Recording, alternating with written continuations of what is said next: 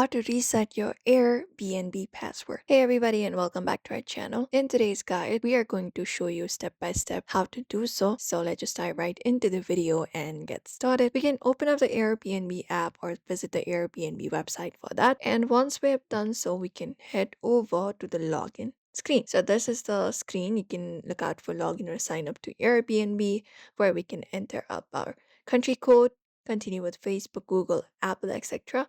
But if you want to reset your password, you need to have your account created with email. So tap and continue with email.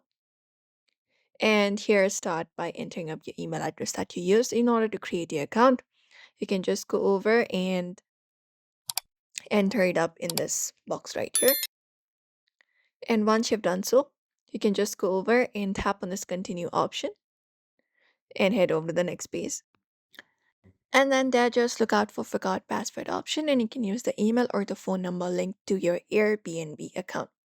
If you do not see it here once you are logged in, you can go to your profile option in the bottom right and tap on it.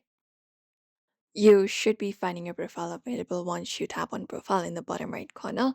And what we can do is we can just scroll down and go to the section for account settings and go ahead and tap on it. Once we've tapped on that option, you will be finding these options available on menu. So what we can do is we can just go over and select the option called login and security and tap on it.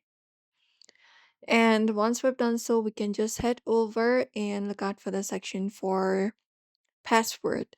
So wait for the space to load up and we have the section called password. Right now I have not created, so it gives me option to create. But if you already have one, you can just go over and look out for the change password or reset password option and follow the prompts and you can set up a new one and that way your password will be changed. And do not use old password. Save it in a password manager if you forget it easily. And if the reset email ever arrives, you can wait a few minutes and then try again.